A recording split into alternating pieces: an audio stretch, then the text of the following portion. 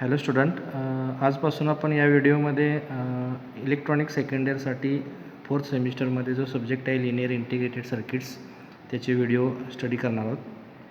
तर फोर्थ सेमिस्टरसाठी आपल्याला सब्जेक्ट आहे तो लिनियर इंटिग्रेटेड सर्किट, त्याला शॉर्टमध्ये LIC असं म्हणतात.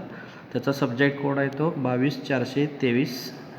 ह्या सब्जेक्टला MSBT थेरी पेपरमध्ये 70 मार्क्सचं थिअरी एक्झाम असेल आणि 25 मार्क्सची प्रॅक्टिकल एक्झाम असेल आणि 25 मार्क्सचं टर्मवर्क असेल. म्हणजे रेग्युलर आपल्या सब्जेक्टसाठी जे करिक्युलर किंवा जे काही नेचर असेल त्या पद्धतीनंच ह्या सब्जेक्टसाठी पण असेल. आता हा जो सब्जेक्ट आहे लिनियर इंटिग्रेटेड सर्किट, तर ह्या व्हिडिओमध्ये आपण याची थोडक्यात इंट्रोडक्शन करून घेऊया की लिनियर इंटिग्रेटेड सर्किट म्हणजे थोडक्यात LIC हा सब्जेक्ट काय आहे ते. आता आपल्याला माहिती आहे की इलेक्ट्रॉनिक्समध्ये मेन आपलं जे इलेक्ट्रॉनिक्स असेल ते नंबर ऑफ ब्रँचेसमध्ये डिवाईड झालेलं आहे. त्याच्यामध्ये मग इंडस्ट्रियल इलेक्ट्रॉनिक्स असेल, त्यानंतर इन्स्ट्रुमेंटेशन असेल, कम्युनिकेशन असेल, पॉवर इलेक्ट्रॉनिक्स असेल, डिजिटल इलेक्ट्रॉनिक्स असेल किंवा ॲनालॉग इलेक्ट्रॉनिक्स असेल, असे इलेक्ट्रॉनिकचे वेगवेगळे एरियाज आहेत. त्या वेगवेगळ्या एरियामध्ये इलेक्ट्रॉनिक्सचे वेगवेगळे ॲप्लिकेशन्स असतात आणि ती ॲप्लिकेशन्स रन करण्यासाठी आपल्याला इलेक्ट्रॉनिक सर्किट्स किंवा इलेक्ट्रॉनिक्स डिव्हाइस आपण त्या ठिकाणी काय करतो, यूज करतो. म्हणजे फॉर एक्झाम्पल आपल्याला इंडस्ट्रियल इलेक्ट्रॉनिक्स असेल, म्हणजे इंडस्ट्रीमध्ये वेगवेगळे सर्किट्स आपण काय करतो, यूज करतो आहे. किंवा ॲटोमेशनमध्ये कंट्रोल सर्किट यूज करतात. तर हे जे काही वेगवेगळे सर्किट्स असेल ते सर्किट्स ॲप्लिकेशन्समध्ये आपल्याला काय केले असतात, यूज केलेले असतात. आता ते कुठले सर्किट्स असतात बघा, तर त्याच्यामध्ये ॲम्प्लिफायर्स असतील, वेवफॉर्म जनरेटर असेल, टायमर असेल, ॲरिथमेटिक सर्किट्स असतील. मग त्याच्यामध्ये ॲरिथमेटिक सर्किटमध्ये ॲडर, सबस्ट्रॅक्टर, मल्टिप्लायर असेल, लॉग ॲम्प्लिफायर असेल, अँटी लॉग ॲम्प्लिफायर असेल, असे नंबर ऑफ सर्किट्स आपल्याला त्याच्यामध्ये असतील आणि हे सगळे सर्किट्स ॲप्लिकेशनमध्ये यूज केलेले असतात. आता ही जी सगळी सर्किट्स आहेत ती सर्किट्स आपण एक सिंगल डिव्हाइस यूज करून ही सर्किट्स काय करू शकतो, कन्स्ट्रक्ट करू शकतो. आणि ते सिंगल डिव्हाइस म्हणजेच एक IC आहे, इंटिग्रेटेड सर्किट आहे. आणि तो इंटिग्रेटेड सर्किट्स म्हणजे ऑपरेशनल ॲम्प्लिफायर. म्हणजे या ठिकाणी जे काही सगळे सर्किट्स दाखवलेले आहेत ते सगळे सर्किट्स आपल्याला एक सिंगल डिव्हाइस म्हणजे सिंगल IC वापरून आपण जी काय करू शकतो, डिझाईन करू शकतो किंवा कन्स्ट्रक्ट करू शकतो. म्हणून त्या डिव्हाइसला आपण काय म्हणू शकतो, ऑपरेशनल ॲम्प्लिफायर. म्हणजे या ठिकाणी बघा, all above electronic circuits construct using one electronic device and this device is called an operational amplifier or OP Amp. म्हणजे इलेक्ट्रॉनिक्समध्ये वेगवेगळे जे काही ॲप्लिकेशन्स असतील किंवा मॅथमॅटिकल ॲप्लिकेशन्स असतील ते ॲप्लिकेशनचे सर्किट्स एक सिंगल डिव्हाइस यूज करून आपण काय करू शकतो, कन्स्ट्रक्ट करू शकतो किंवा डिझाईन करू शकतो. आणि ती सिंगल डिव्हाइसेस म्हणजेच ऑपरेशनल ॲम्प्लिफायर. तोच ऑपरेशनल ॲम्प्लिफायरलाच आपण लिनियर इंटिग्रेटेड सर्किट म्हणू शकतो, कारण सिंगल ऑपरेशनल ॲम्प्लिफायर यूज करून आपण वेगवेगळे ॲप्लिकेशन्स त्याच्यामध्ये काय करू शकतो, तयार करू शकतो. तर ह्या सिलेबसमध्ये आपल्याला लिनियर इंटिग्रेटेड सर्किट्स या सब्जेक्टच्या सिलेबसमध्ये ऑपरेशनल ॲम्प्लिफायर हा एक IC आहे. तो त्या ICचा नंबर असेल IC 741. तो IC वापरून त्याच्यापासून जी काही वेगवेगळे सर्किट्स तयार केलेले असतात ती वेगवेगळी सर्किट्स आपण याच्यामध्ये स्टडी करायचे. त्यानुसार त्याचा सिलेबस डिझाईन केलेला आहे की ऑपरेशनल ॲम्प्लिफायर जे बेसिक जे काही त्याच्या कन्सेप्ट असेल त्याच्यापासून ॲप्लिकेशनमध्ये तो कसा यूज करतात, त्याच्यावरून वेगवेगळे ॲप्लिकेशन्स कोणकोणते आहेत, तर त्याचा सिलेबस त्या पद्धतीनं डिझाईन केलेला आहे. तर फर्स्ट याच्यामध्ये आपण त्याचा फर्स्ट सिलेबस बघू. तर सिलेबसमध्ये बघा, या ठिकाणी MSBTकडून जो सिलेबस आहे त्याच्यामध्ये युनिट 1 जो आहे तो fundamental of operational amplifier OP Amp म्हटले. आता ऑपरेशनल ॲम्प्लिफायरचा शॉर्टकट जो आहे तो OP Amp आहे. आता ह्या फंडामेंटल ऑपरेशनल ॲम्प्लिफायरमध्ये हे फंडामेंटल कन्सेप्ट आपण स्टडी करणार. त्याच्यामध्ये काय स्टडी करणार आहे, तर त्याच्यामध्ये आहे ते ऑपरेशनल ॲम्प्लिफायर, त्याचं मिनिंग, इक्विव्हॅलंट सर्किट म्हणजे तो ऑपरेशनल ॲम्प्लिफायरचं इक्विव्हॅलंट सर्किट आपल्याला कोणत्या पद्धतीने ड्रॉ करायचं आहे, त्याचं सर्किट सिम्बॉल आणि सर्किट सिम्बॉलमध्ये त्याचे टर्मिनल्स काय असतात, म्हणजे इनपुट पिन काय असेल, आउटपुट पिन काय असेल किंवा कंट्रोल पिन काय असतील, तर ते याच्यामध्ये बघायचं आहे. म्हणजे थोडक्यात आपल्याला या ठिकाणी OP Amp IC 741 जो आहे ऑपरेशनल ॲम्प्लिफायर, त्याची पिन डायग्रॅम, त्याची पिनचं फंक्शन, त्याचे पॅरामीटर्स काय असतील, म्हणजे त्याला इनपुट ऑफसेट व्होल्टेज किती असेल, आउटपुट ऑफसेट व्होल्टेज, त्याच्यानंतर input current, output current, input resistance, output resistance. तर हे ज्या काही वेगवेगळ्या म्हणजे बेसिक कन्सेप्ट आहेत त्या याच्यामध्ये आपण स्टडी करणार आहे फर्स्ट चॅप्टरमध्ये. फर्स्ट चॅप्टरमध्ये अजून आपल्याला स्टडी करायचं आहे ते त्याचे आयडियल आणि ट्रान्सफर कॅरेक्टरिस्टिक्स ज्या काय असतील त्या. तो म्हणजे आयडियल कॅरेक्टरिस्टिक्स त्याची वेगळी असते आणि प्रॅक्टिकली कॅरेक्टरिस्टिक्स वेगळी असते. तर त्या प्रॅक्टिकल आणि आयडियल कॅरेक्टरिस्टिक्स. त्याच्यानंतर ऑपरेशनल ॲम्प्लिफायरचे कॉन्फिगरेशन्समध्ये आपल्याला तो ऑपरेशनल ॲम्प्लिफायरमध्ये 2 मोडमध्ये यूज करता येतो. एक ओपन लूप कॉन्फिगरेशन आणि क्लोज लूप कॉन्फिगरेशन. म्हणजे त्याच्यामध्ये आपण ओपन लूपमध्ये फीडबॅक येत नाही आणि क्लोज लूपमध्ये आउटपुटचा फीडबॅक हा इनपुटला कनेक्ट केलेला असतो. म्हणजे त्यावेळी तो IC कसा वर्क करेल आणि ओपन लूपमध्ये असताना तो कसा वर्क करेल, तर त्याची ती कॉन्फिगरेशन स्टडी करणार आहे आपण. त्यानंतर व्हर्च्युअल ग्राउंड कन्सेप्ट स्टडी करणार आहे. व्हर्च्युअल ग्राउंड कन्सेप्ट म्हणजे त्याच्यामध्ये आपल्याला ग्राउंड कनेक्ट केलेलं नसेल तर सुद्धा त्या पॉईंटचं व्होल्टेज 0 इंडिकेट करेल, त्याला व्हर्च्युअल ग्राउंड आपण म्हणतो आहे. तर अशा बेसिक कन्सेप्ट ज्या असतील त्या आपण म्हणजे फ्रॉम पिन डायग्रॅम ह्याच्या बेसिक कन्सेप्ट ज्या असतील त्या फर्स्ट चॅप्टरमध्ये आपण स्टडी करणार. आता ह्याच्या सिलेबसमध्ये सेकंड चॅप्टर जो आपल्याला आहे तो ॲप्लिकेशन्स ऑफ ऑपरेशनल ॲम्प्लिफायर. म्हणजे फर्स्ट चॅप्टरमध्ये जो IC आपण 741 स्टडी करणार, त्याची ब्लॉक डायग्रॅम, पिन डायग्रॅम किंवा त्याचे पिन फंक्शन्स आणि त्याचे पॅरामीटर्स. त्यानंतर तो IC आता आपल्याला ॲप्लिकेशन्समध्ये यूज करायचा आहे. ॲप्लिकेशन्समध्ये यूज करताना फर्स्ट त्याचे 2 ॲप्लिकेशन्स असतात. एक इन्व्हर्टिंग आणि सेकंड आहे ते नॉन इन्व्हर्टिंग. इन्व्हर्टिंग म्हणजे त्याच्यामध्ये इनपुट दिल्यानंतर त्याचा आउटपुट 180 डिग्री आउट ऑफ फेजमध्ये चेंज झालेला असेल आणि नॉन इन्व्हर्टिंगमध्ये इनपुट जे आपण ॲप्लाय करणार त्याच नेचरमध्ये त्याचा आउटपुट आलेला असेल.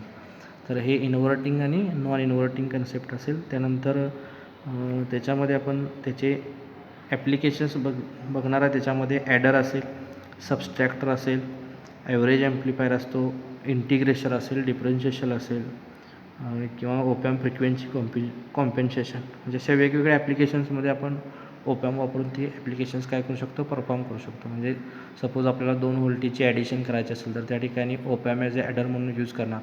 सपोज 2 इनपुटची आपल्याला सबस्ट्रॅक्शन करायचं असेल तर त्या ठिकाणी आपण ओपॅम्प ॲज अ सबस्ट्रॅक्टर म्हणून यूज करणार. किंवा काही ॲप्लिकेशन्समध्ये ओपॅम्पला जे इनपुट दिलेलं असेल त्याचा आउटपुट इंटिग्रेट झालेला असेल, म्हणजे साईन वेव्ह दिलं तर आउटपुटला त्याचं इंटिग्रेशन येईल किंवा इनपुटला जो काही सिग्नल देणार आपण त्याचा आउटपुटला डेरिवेशन किंवा डिफरन्शिएशन येईल. असे मॅथमॅटिकल्स ऑपरेशन परफॉर्म करण्यासाठी आपण ऑपरेशनल ॲम्प्लिफायर यूज करू शकतो. तर ते कोणत्या मेथडने यूज करतात ते आपण सेकंड चॅप्टरमध्ये स्टडी करणार आहे. त्याच्यानंतर या ठिकाणी आपल्याला थर्ड चॅप्टर जो आहे तो लिनियर ॲप्लिकेशन्स ऑफ ओपॅम्प. आता लिनियर ॲप्लिकेशन याच्यामध्ये कोणती असू शकतात ओपॅम्पची बघा. तर opamp as an instrumentation amplifier, म्हणजे इन्स्ट्रुमेंटेशन ॲम्प्लिफायर म्हणून आपण ओपॅम्पचा यूज करू शकतो. त्यानंतर व्होल्टेज टू करंट कन्व्हर्टर म्हणून वापर करू शकतो आपण किंवा करंट टू व्होल्टेज कन्व्हर्टर. म्हणजे सर्किट इनपुट करंट असेल तर त्याचं आउटपुट हे व्होल्टेजमध्ये कन्व्हर्ट झालेलं असेल. काही ॲप्लिकेशन्समध्ये आपल्याला सॅम्पल आणि होल्ड सर्किटची रिक्वायरमेंट असते, तर ते सॅम्पल अँड होल्ड सर्किट आपण ओपॅम्प वापरून करू शकतो. किंवा लॉग आणि अँटीलॉग ॲम्प्लिफायर असतात. म्हणजे इनपुट सिग्नल एखाद्या सर्किटला दिलं तर त्याचा लॉग आपल्याला फाइंड आउट करता येतो किंवा अँटीलॉग असेल तर किंवा अँटीलॉग ॲम्प्लिफायर पण आपल्याला करता येईल, म्हणजे लॉग आणि अँटीलॉग. तर हे सुद्धा आपल्याला ऑपरेशनल ॲम्प्लिफायर वापरून काय करता येतं. त्यानंतर ॲनालॉग डिवायडर, ॲनालॉग मल्टिप्लायर्स हे ॲप्लिकेशन्स आपल्याला ओपॅम्प वापरून स्टडी करायचे आहेत. त्याच्यानंतर याच्यामध्ये सगळ्यात बेसिक किंवा इम्पॉर्टंट कन्सेप्ट आहे ते कम्पॅरेटर. म्हणजे सर्किट्समध्ये 2 इनपुट ॲप्लाय केल्यानंतर त्याचं दोन्ही इनपुटचे कम्पेअर होऊन आउटपुट त्या ठिकाणी जनरेट झालेलं असेल. म्हणजे इन्स्ट्रुमेंटेशन सिस्टीममध्ये आपल्याला एक रेफरन्स पॉईंट असतो आणि दुसरा पॉईंट असतो तो मेजरिंग पॉईंट असतो. तो रेफरन्स पॉईंट आणि जे काही आपल्याला मेजर करायचं आहे ते दोन्ही कम्पेअर करून आउटपुट जनरेट होत असतं. तर त्या केसमध्ये आपल्याला त्या ठिकाणी ऑपरेशनल ॲम्प्लिफायर यूज करता येतो की ऑपरेशनल ॲम्प्लिफायर 2 इनपुट सिग्नलचं काय करेल, कम्पॅरिझन करेल आणि थर्ड सिग्नल जनरेट करेल. की थर्ड सिग्नल जनरेट झालेला असेल तर दोन्ही इनपुटचा कम्पॅरिझन असेल. तर आपल्याला operational amplifier as a comparator म्हणून पण वापरता येतं. तर त्याच्यामध्ये मग कम्पॅरेटरमध्ये परत त्याचे ॲप्लिकेशन्स आहेत. Zero crossing detector, Schmitt trigger, window detector, phase detector, active peak detector आणि पीक टू पीक डिटेक्टर. हे डिटेल आपण त्यावेळी त्याच्यामध्ये काय करणार आहे, स्टडी करणार आहे. त्याच्यानंतर ह्याच्यामध्ये ऑपरेशनल ॲम्प्लिफायरमध्ये फोर्थ चॅप्टर जो आहे तो फिल्टर्स अँड ऑसिलेटर. तर आपल्याला आता बेसिक ॲनालॉग इलेक्ट्रॉनिक्समध्ये माहिती आहे की कन्सेप्ट फिल्टर आणि ऑसिलेटर. फिल्टर ही कन्सेप्ट काय असते की त्याच्यामध्ये अनवॉन्टेड सिग्नल असेल तो रिजेक्ट केला जातो आणि म्हणजे जो आपल्याला रिक्वायर सिग्नल आहे तो फक्त आपण त्या ठिकाणी काय करतो आहे रिसीव्ह करतो. तर ते ह्याच्यामध्ये स्टडी करणार आहे. तर त्या ठिकाणी ऑपरेशनल ॲम्प्लिफायर यूज करून आपण त्या ठिकाणी फिल्टर डिझाईन करू शकतो. मग त्याच्यामध्ये लो पास फिल्टर असतील, हाय पास फिल्टर असतील, म्हणजे पर्टिक्युलर बँडचे फिल्टर असतील, त्याला पास बँड आपण म्हणतो किंवा स्टॉप बँड असतो. तर असे वेगवेगळे फिल्टर आपण त्या ठिकाणी ओपॅम्प वापरून काय करू शकतो डिझाईन करू शकतो. मग त्याच्यामध्ये फिल्टरच्या ऑर्डर्स की हा फर्स्ट ऑर्डर फिल्टर आहे की सेकंड ऑर्डर फिल्टर आहे, तर ते आपण त्या ठिकाणी काय करायचं आहे ऑपरेशनल ॲम्प्लिफायर वापरून स्टडी करायचं. त्याच्यानंतर त्या चॅप्टरमधला नेक्स्ट पार्ट आहे तो ऑसिलेटर. आता ऑसिलेटरमध्ये म्हणजे काय तर ॲनालॉग तुम्ही अप्लाइड इलेक्ट्रॉनिक्स किंवा बेसिक इलेक्ट्रॉनिक्समध्ये स्टडी केले आपण की ऑसिलेटर म्हणजे त्या ठिकाणी सिग्नल जनरेट होत असतात किंवा ऑसिलेट होत असतात सायनिओ टाईप, तर त्याला आपण ऑसिलेटर म्हणतो आहे. तर ते फेज शिफ्ट ऑसिलेटर, वेनब्रिज ऑसिलेटर किंवा कॉल्पिट्स ऑसिलेटर, हार्टले ऑसिलेटर हे आपण डिस्क्रीट कंपोनंट वापरून ज्या पद्धतीनं ऑसिलेटर डिझाईन करू शकतो किंवा कन्स्ट्रक्ट करू शकतो त्याच मेथडने आपण ऑपरेशनल ॲम्प्लिफायर यूज करून हे सगळे ऑसिलेटर काय करू शकतो डिझाईन करू शकतो. तर ती कन्सेप्ट ह्याच्यामध्ये आपल्याला स्टडी करायची आहे. त्यानंतर ह्याच्यामध्ये 5th चॅप्टर जो आपला असेल तो स्पेशलाइज्ड आय सी ॲप्लिकेशन्स. म्हणजे आपल्याला एक पर्टिक्युलर ॲप्लिकेशन जे आपण यूजमध्ये वापरामध्ये आपल्याला ती स्पेशलाइज्ड आय सी ॲप्लिकेशन आपल्याला ओपॅम्प वापरून करता येतं. मग ती कुठली असतील तर त्याच्यामध्ये IC 555 एक आहे की तो टायमर आय सी आहे.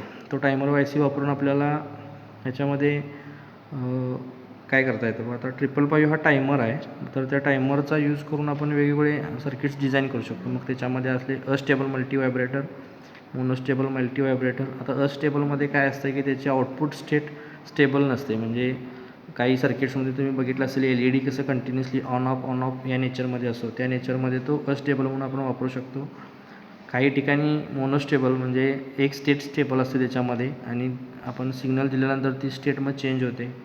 बायस्टेबल म्हणजे दोन्ही स्टेट त्याच्यामध्ये स्टेबल असतात. Schmitt trigger, voltage controlled oscillator. त्याच्यानंतर फेज लॉक लूप, म्हणजे फेज लॉक लूप आपण आता फ्रिक्वेन्सी डिमॉड्युलेटरमध्ये यूज करू शकतो. तर ही जी ॲप्लिकेशन्स आहेत ती IC 555वरती डिपेंड आहेत. म्हणजे या चॅप्टरमध्ये आपण IC 555 वापरून जी काही ॲप्लिकेशन्स आहेत तीच स्टडी करणार आहे. म्हणजे chapter number 1 to chapter number 4पर्यंत आपल्याला ओपॅम्प IC 741 स्टडी करायचं आहे. त्याच्यामध्ये मगाशी मी सांगितल्याप्रमाणे त्या ICच्या पिन डायग्रॅमपासून तो IC ॲप्लिकेशनमध्ये यूज होईपर्यंत त्याचे जे सर्किट्स असतात ते डिझाईन सर्किट्स वगैरे आपण त्याच्यामध्ये स्टडी करणार आहे. आणि शेवट चॅप्टर जो असेल तो 5th म्हणजे स्पेशलाइज्ड IC ॲप्लिकेशन्स. त्याच्यामध्ये IC 555 जो असतो तो आपण यूज करणार आहे. आता ह्याच्यामध्ये जो LIC लिनियर इंटिग्रेटेड सर्किट्स म्हणजेच थोडक्यात त्याला आपण ऑपरेशनल ॲम्प्लिफायर म्हणायचं आहे.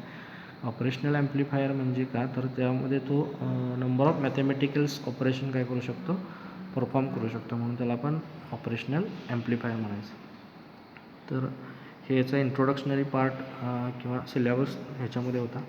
आता हा जो सिलेबस आहे त्या सिलेबसवरून जे आपण थेरीला स्टडी करणार आहे त्याच पद्धतीने त्या थेरीच्या सिलेबसवरून त्याचे प्रॅक्टिकल्स डिझाईन केलेले आहेत. आता ते प्रॅक्टिकल्स लिस्ट आपण थोडक्यात बघू. त्याच्यामध्ये प्रॅक्टिकल्स कसे आहेत बघा.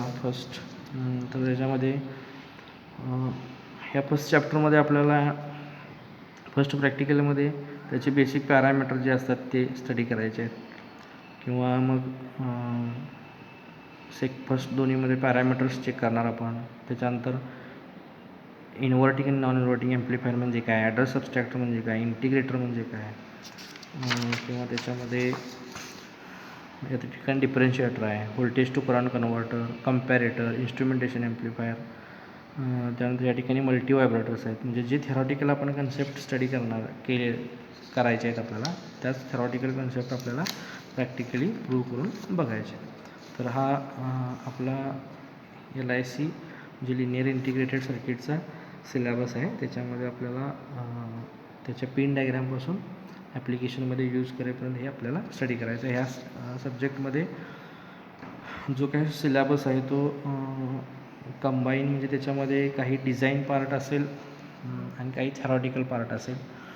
ज्या ठिकाणी पहिल्या एक चॅप्टरमध्ये आपल्याला ओपॅम्पच्या थेरॉटिकल कन्सेप्ट आपण स्टडी करणार आहे आणि सेकंड चॅप्टरपासून सर्किट डिझाईन करताना त्याच्या मॅथमॅटिकल प्रूफवरून सर्किट त्या पद्धतीचं आहे का नाही हे चेक करण्यासाठी आपल्याला ते सर्किट्स डिझाईन करायचे. म्हणजे इन्व्हर्टिंग ॲम्प्लिफायर कसं असेल, नॉन इन्व्हर्टिंग कसं असेल किंवा ॲडरला जे इनपुट देणार